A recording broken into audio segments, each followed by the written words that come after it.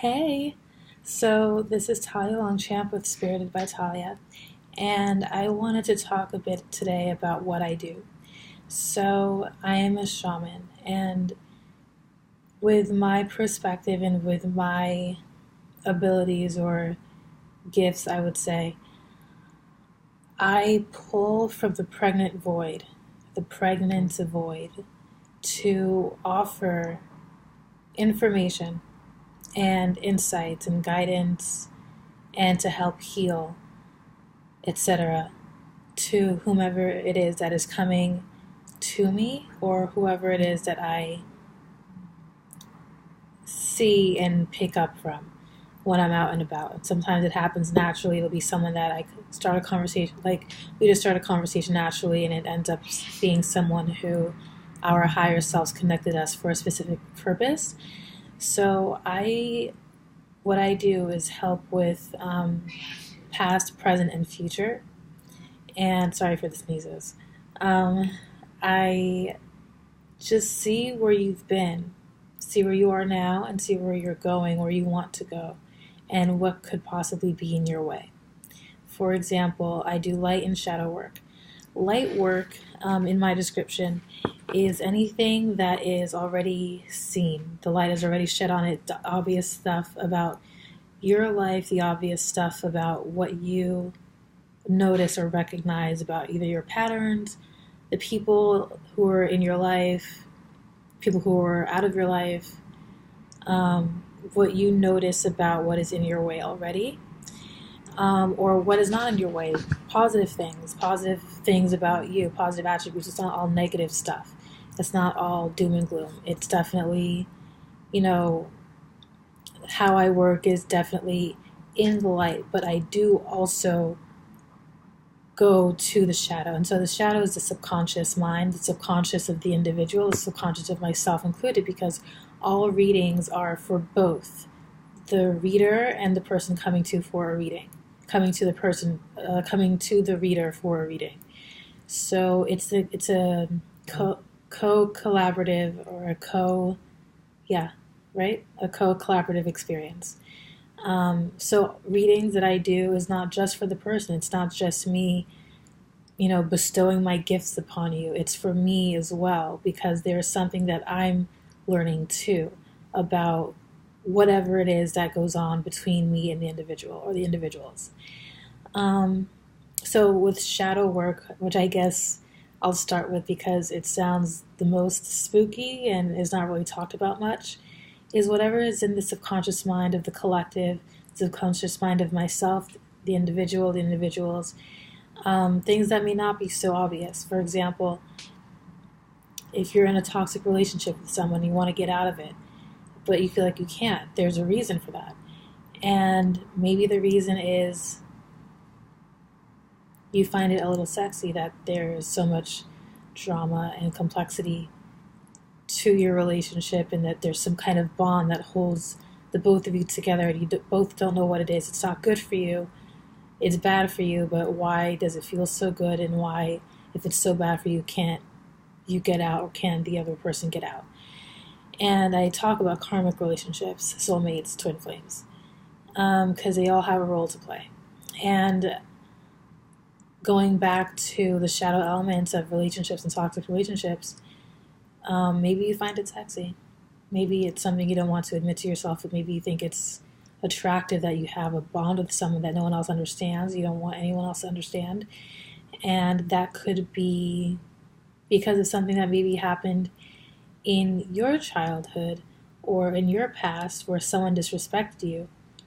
And instead of going into that and speaking up and defending yourself, he said, "Oh, I don't want to deal with it. I'll just do whatever the person wants to do, and it's okay. It's okay." You the coping mechanism that you found was just saying it's okay, and I'll just move forward. So, again, this is all hypothetical. You find yourself in a relationship where the person is not treating you great, but your coping mechanism is it's okay, and I'll just keep moving forward. To keep the peace, to go with the status quo of the dynamic between you and the other person.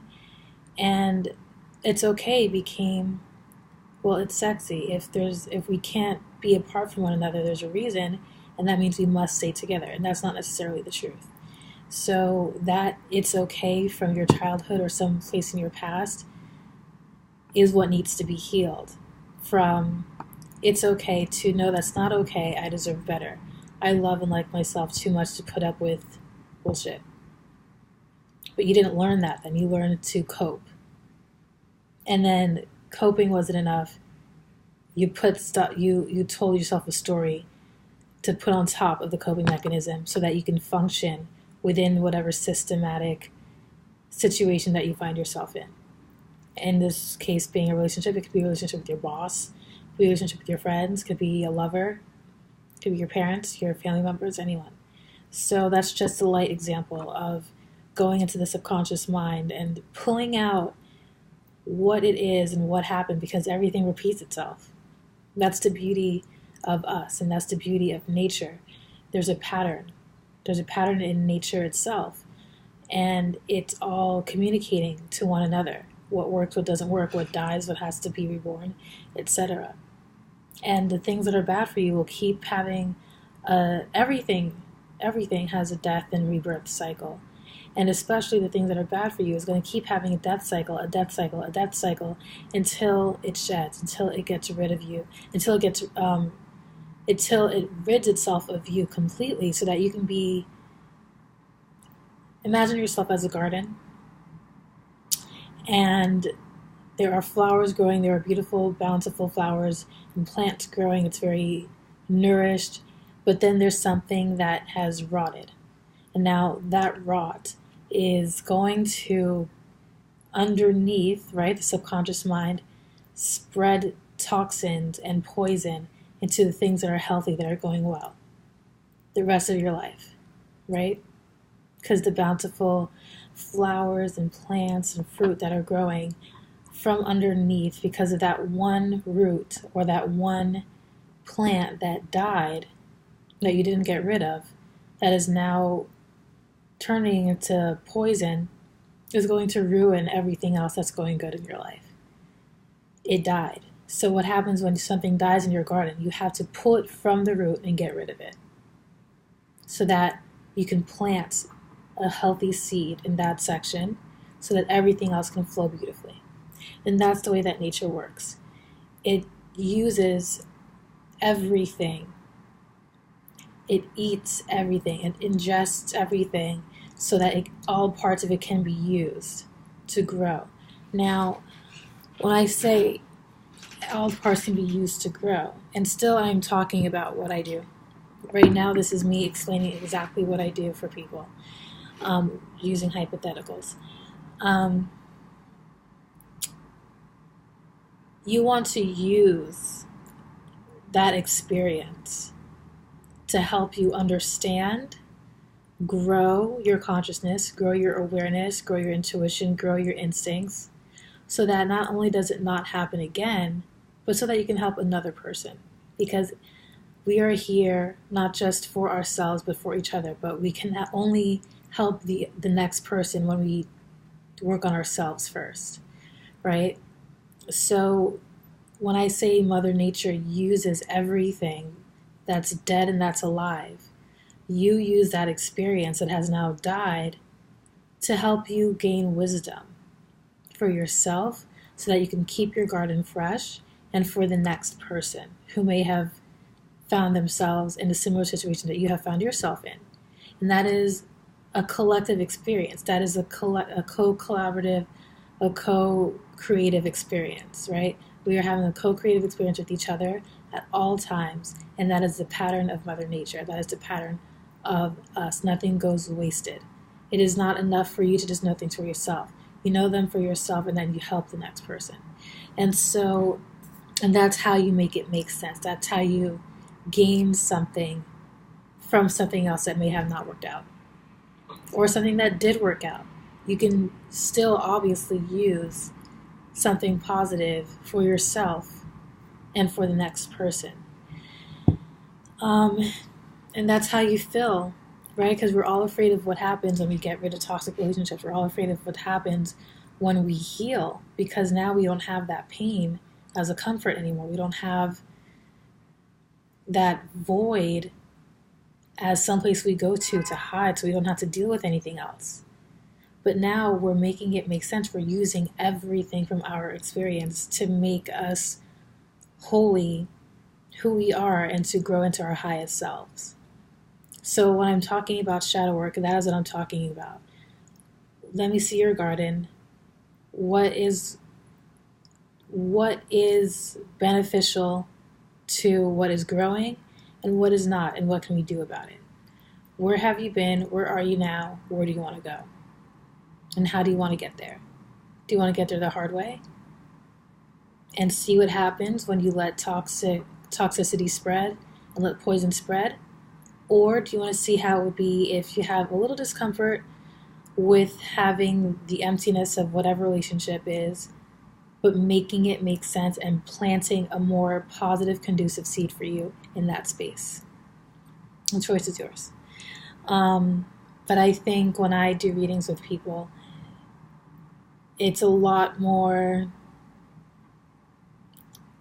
less scary, I think. And that's what I like to offer people. The feeling that it will all be okay, to let things go. Because we're all afraid to let things go because we don't know what's going to come to replace it. We don't know if it's going to be good or bad. We're all afraid to get hurt again, etc., etc. But I like to provide a sense of sunshine with my readings, especially with shadow work, because it's important that we have hope. It's important that we have trust in ourselves and in the divine. I want to, of course, establish a sense of trust with anyone who comes to me for a reading. It's so important, and I think I do. I think I have. So yeah, when I make these videos and I pick subjects to shed a light on and go into the shadow of it, that is 100% for the collective, and that is for me as well. I'm learning. It's a co-collaborative. It's a co-creative experience. I say co-collaborative. Collaborative already means co. Sorry. It's a co-creative experience. And I'm really grateful that I have the gifts that I have. I'm really grateful that I'm able to provide what I am able to provide for people and for myself through other people. It gives me so much joy. It gives me a tremendous sense of joy that I can help anyone. And just to clarify, I am not a healer. I'm not a healer. I am someone who helps other people heal. And in turn, I heal myself. I am not a healer. And I don't think anyone who tells anyone that they're a healer is telling the complete truth, because no, you're not. No one heals anyone. Only that person, only you have the power to heal yourself. That's it. I help other people heal through the gifts that I have. So the gifts that I have, and I have them on my website. I don't know if I'm going to remember all of them. I am claircognizant, clairvoyant, clairsentient, clairjustent. Oh gosh. I have the gift of foresight, hindsight, so I can see the past, I can see events in the future, and clairaudient. Yes, clairaudient. Clairjustance means I can feel the presence of different beings or entities. Claircognizance means I have clear knowing, and clair is French for clear. So I have clear knowing, that's claircognizance, that's my upper chakra. Clairvoyant, that is, I think it's clear seeing, so I can see events in the future. Clair audience is clear hearing, so I can hear through the tone of people's voices, and I can hear in people's voices their blocks.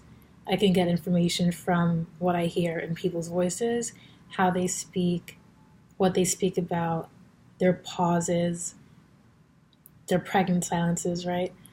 Their your use of breath. I can tell all of it because I use me as a barometer. So I'm pretty neutral, if not, sometimes I'm neutral, sometimes I'm not, sometimes I am. But I use myself as a barometer with other people. I'm an empath.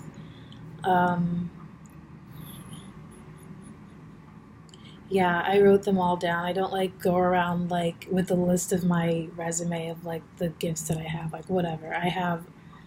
I'm not gonna lie, I have many gifts, but they're all to help other people. I've had them since I was little. I'm a born intuitive, psychic intuitive. And they've just developed, especially in my 20s. When I hit my mid-20s, they kind of took over everything. I tried pushing them out for a long time, but it's just meant to be this way. So yeah, that's what I do. And I am so appreciative of anyone who comes to me for any kind of reading. I do use cards. Let me show you. I have the Good Tarot.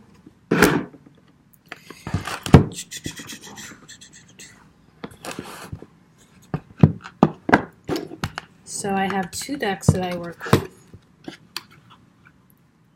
The Good Tarot.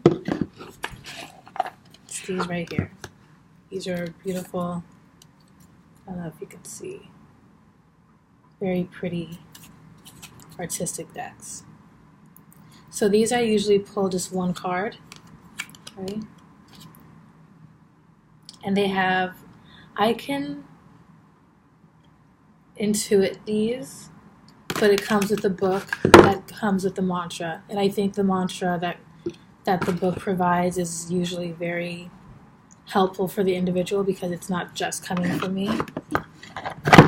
So I have that. And I also, I also have, I think it's something to do with the Earth Oracle deck. Sorry, these come with a multitude of spreads that the person coming to me for a reading can choose. So you have Gaia nurturing, right? We were just talking about Mother Nature. And you see, this is all bountiful. That's what you want your garden to look like. That's how you want to feel. Can you see her? That's what you want for yourself. And we were just talking about Mother Earth, Gaia, right? Nurturing. You want to nurture your garden at all times. You want to nurture yourself. You are your garden. You are the 0 point. You are the most loving, important focal point in your life. And you want to use yourself as a mirror and as a representative of the Creator in a way that is unique for you, in a way that is meant for you, your purpose. You want to live that out because by doing that, you are essentially doing God's work. You are, or the universe's work, however you want to call it. You are the representation of God in your life, of the Creator, of the divine. And the way you use yourself is by embodying love as much as you can. We are all here to love and to experience unconditional love and to be unconditional love, because and to remember, to remember ourselves as love, to remember ourselves as unconditional love, as the embodiment of love, because that is what we are at all times. We are light at all times. Everything else is just the influence of the world and the influence of society, other people, traumas that we have garnered through experiences that we've had on this planet that is not necessarily true of us and what we are truly, which is light and love. And so we're all here just to remember that. We are the embodiment of love. We're the embodiment of the Creator at all times. And what I do through my light work and through my shadow work is to help the individual remember that.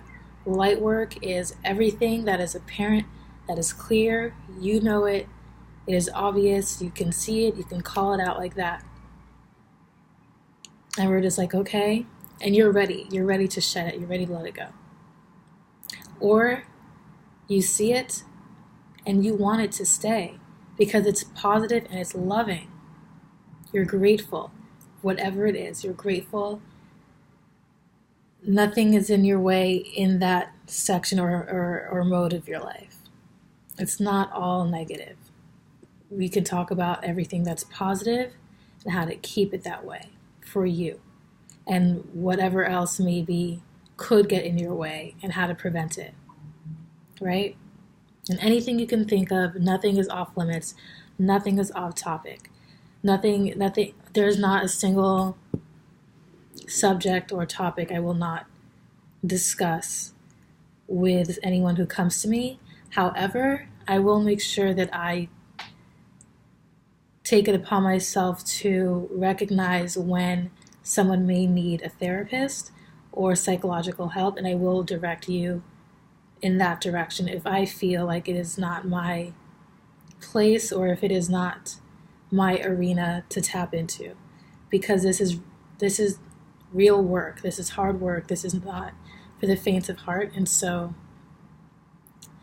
I feel like if you cannot handle this kind of work, then you shouldn't come to me. If you're not ready for this kind of work, then you shouldn't come to me, because I get into it. I definitely work with the light always, and I want to make everyone feel hopeful always. But if you're afraid to shed a tear, this is not for you. Even if it's a tear of joy, it could be a tear.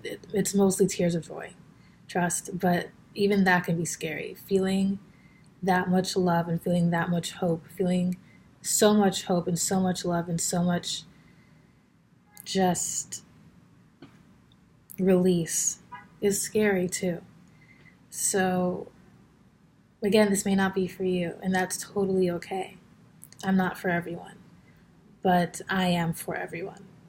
And I love you, and you are loved by the divine, the creator. You're loved. And thank you for watching. See you on the next video. Thank you.